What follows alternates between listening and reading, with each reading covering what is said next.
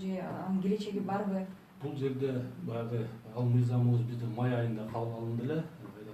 Баягы сиздер колдоп бердиңиздер. Бул жерде негизги мыйзамыбыздын өзгөчөлүгү 96-жылдан баштап бери көздөйт. Бүгүнкү күнгө чейин биздин жарандарыбыз канча которуу жасаса, жеке эсебинде ар бир жаранга ачылып, ошолор болсо суммасы көрсөтүлүп атат.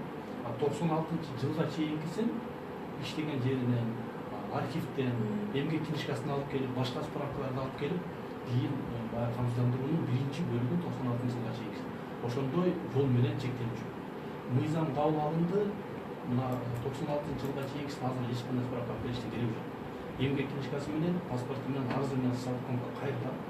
Биздин кызматкерлерибиз ошол 96 биз келгенде мынанча суммадан сизге мынанча процент менен сизге 96-жылга чейинки стажыңызга пенсия чектелет деп айтабыз да.